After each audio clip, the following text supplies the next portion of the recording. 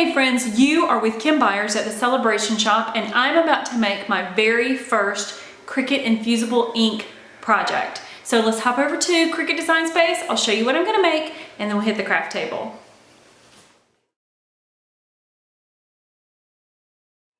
So I'm actually kind of into back to school mode already, and I thought it would be really fun to make a teacher t-shirt, and I have a cousin who is a school teacher, and I thought this would be a really fun little craft or gift to give her as she's heading back to school in a couple of weeks.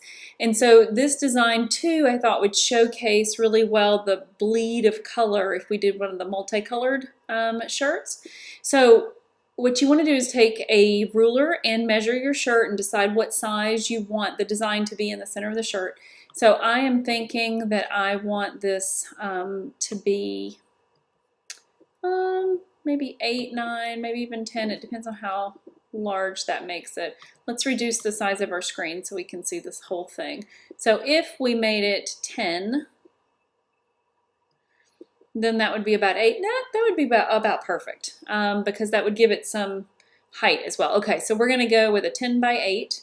And I've already modified this a little bit. I actually used the contour tool to take off a piece of this design so that it would work really well with just one color. And so I will put a link to this Design Space project down in the comments below so that you'll be able to make this exact t-shirt if you want to. Okay, so now the next thing that we need to do is select Make It. And so you see it brings it into the mat and it's all a jumble. So I like to show you guys this because what you need to do whenever you have a design is you always need to select the entire design, select all, and then attach. And by attaching, you're making sure all the lettering and everything stays together. Okay, so let's select Make It again. Okay, see? Comes in beautifully, perfectly centered and spaced. Okay, so continue. Okay, and so now it's time to set our material. So we're going to go to Browse All Materials, and you're going to find Infusible Ink under Iron On. So here we go, right there, Infusible Ink. And I'm actually going to go ahead and select the star as one of my favorites. Done. Now we're going to be using the fine point blade, which is the blade that comes with your machine. And it's now that your machine is connected, or if it's not, you can wait for that to do that. But let's go ahead and edit just really quickly because I should have showed you this before. When you do an Infusible Ink project, you must select Mirror. Okay, so we select Mirror. Now we're done. So let's go ahead and put our Infusible Ink transfer sheet on our mat and cut. So here on the craft table, I have a couple of things. So I have a white blank t-shirt from Cricut, a Cricut blank. I have a Easy Press mat, a piece of white cardstock, a lint roller, Infusible Ink, and this is what it looks like in the store in these boxes. And then I have tweezers, which is the preferred weeding tool for Infusible Ink, and I have my Easy Press too. And then of course I have my machine. So inside the Infusible Ink box, you're going to find a couple of things. You're going to find the sheets. And just one thing to note, guys, so it doesn't look as bright here as it does on the box. The heat is going to bring out the color. So don't be surprised when you open it up and you're like, oh my goodness, it's not as vibrant as I thought it was going to be. It will be. It will be. Okay, so for this, inside this one, I have, this one's really cool. And then I have this, which is a gradient, like a set of colors. I think I'm going to use this one for today's t-shirt. Okay, and then this is a couple of things. Oh, and by the way, inside of each, you have a little sheet of paper that says before you begin, and it actually has instructions at a link on Cricut.com. It's actually infusible-ink.com. And you'll want to go and look at that because these Infusible Ink projects, depending on what you're putting it on, the t-shirt or a coaster or a tote, the instructions could be slightly different. So I just think it's a really good idea to go to infusible-ink.com and check out the instructions. Plus, candidly, if they make any tweaks or changes, which They may not, but if they do, because it's a brand new product, then you know you're always going to get the best set of instructions if you go to that URL. Okay, so you have a little test piece here. So if you have never done an Infusible Ink project before, you could cut out your design and then just trim off a little bit of the excess and put it on this to make sure that you're doing it right. And a sheet of butcher paper. So this is what you're going to place over the top of your design as you use it with the heat press. And I showed you before that I had a piece of white cardstock. This is actually what you're going to put inside of the t-shirt to protect it from bleeding to the back of the t-shirt.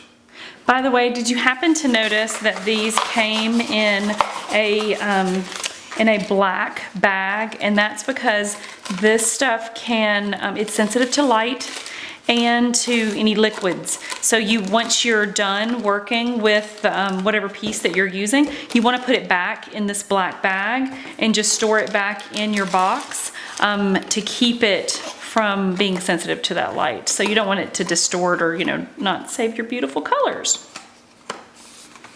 Okay, so now we're going to take move my butcher paper. Okay, so now we're going to take that design and we're going to put it onto our mat, and you want to put it design up.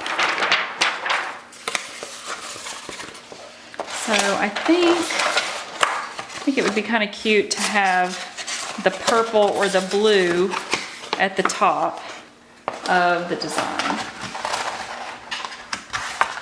And because it's rolled up inside of there, it can be a little bit difficult.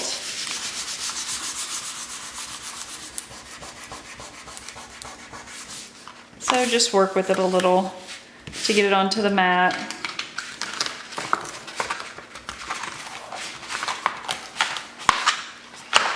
And if you have to take it off, like I'm doing right now, you want to take the mat away from the product, not the product away from the mat. So try that again.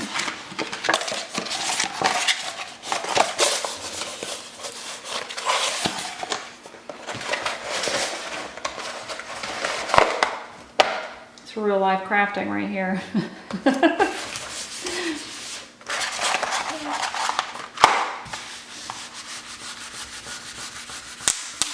Any bubbles. Okay. Ta-da!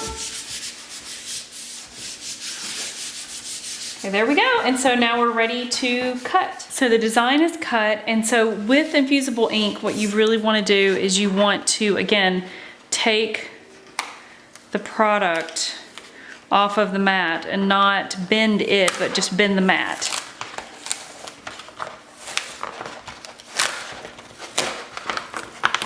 Will give you the best results.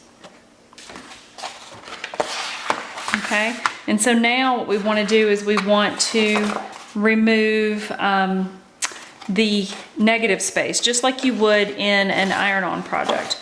Now, one thing I do want to do is I want to save the area that I didn't use, and so this is when you could take a straight edge or something and cut that off and use that again. Okay, so now I cut off the excess or the part that I thought I could save and maybe use for a project later. And now what you want to do is you want to peel away the negative space just like you would with an iron-on project. So a lot of this is going to peel away just by hand, but if you do need to use a tool for your project, you would just use a pair of tweezers, little tweezers. That would be the preferred weeding tool for this product. Okay, you just keep going until you get it all done, and then we will put it on our shirt. Okay, so now we have weeded our design, and we want to take our t-shirt, lay it out on our easy press mat. These are really nice t-shirts. We want to lay that out on our easy press mat, and we want to place in between the two layers, you want to place the white cardstock. You don't want it to bleed on the back of your shirt. That would just ruin everything, wouldn't it? So we're going to just place this cardstock. And guys, a lot of times the cardstock's only good for one time, and that's just because if there is some bleed, you don't want to use it again and risk that getting on to the next project that you were using. So I would just sort of count on only using the cardstock once. Then the next thing you want to do, and this is important, you want to take a lint roller and roll any lint off of the shirt, because if you don't, just that smallest amount of lint could really mess up your project. Okay.